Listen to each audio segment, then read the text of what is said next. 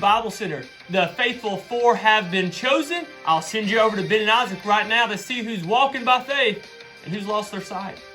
Thanks, Jay. Faith is the evidence of things not seen, and if you hadn't seen how the Eternal 8 went down, you wouldn't believe it either. We had a great matchup between David versus Abraham. We had a great matchup, Mary and Esther, Paul and Peter, Josiah and Nehemiah, but only four can go on to the faithful four. And let's get right to it. David versus Abraham. Last night it was a great matchup, but David, the king of Israel, moves on and receives 68% of the vote. And now to our wonderful women category, we had Mary and Esther, and we all know how great of a matchup that was. It was close. It was a great battle. But at the end of the day, Mary moves on and receives 53% of the vote. And we have our New Testament heroes, Paul and Peter. This was a great matchup. It was our biblical breakdown. We really didn't know how this one was going to turn out, but this is where we have our great upset. Peter takes out Paul, and April Fools.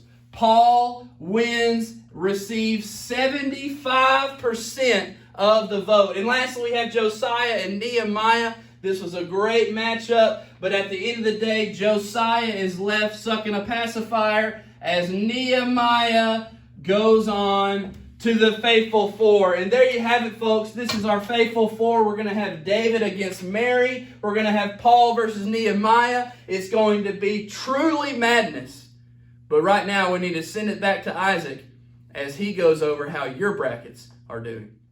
Thanks for that insight, Ben. Now that we're down to the faithful four, the good brackets, we're finally starting to separate themselves from the bad. And we have a few surprise people coming out of nowhere. With the average March Madness fan, we have Richard Turner coming in from behind. He had all four faithful four teams in it, and he has 39 points going into that last matchup. And then in the BYG group, we have Yun Sitton, who's currently in the lead with 34 points. But there's still a few of you who are close behind. And these final three games single-handedly determine who will win it all. So please continue to cast those votes and continue to pay attention because it's going to get crazy down the stretch.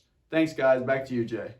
So there you have it. The final four teams have been justified by faith. Let's take a look at these new matchups.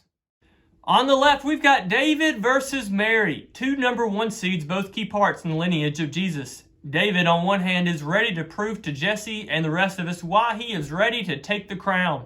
We could keep harping on David, but on the other side, we've got Mary, who is ready to prove her maternity for eternity. Joseph didn't put her away, and neither should you. Who will win this Battle of Bethlehem? And now, on the right, we've got Paul versus Nehemiah. Paul's got his pen in one hand, and he is ready to write himself into the championship. Or will Nehemiah be able to rally the troops and build his way to victory? Will the light shine too brightly for Paul to advance? Or will he shipwreck Nehemiah's journey to the final showdown? And now for our final episode of VBS Heroes. Where are they now?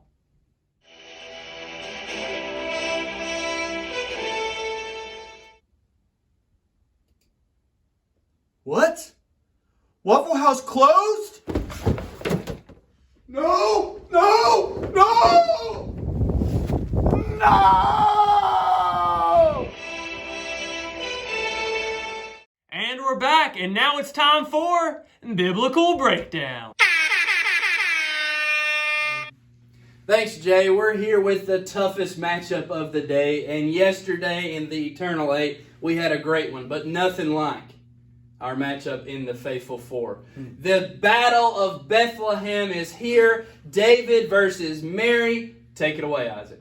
Yeah, David is a man whose actions really speak for himself. He killed lions, he killed bears, he didn't kill tigers, but oh my. He was the second ever king of Israel. He was the only man described in the Bible as a man after God's own heart. He killed Philistines by the thousands. In the story you all know, he killed Goliath, and he still has 4 stones left. Let's see if he can take down Mary with one of those.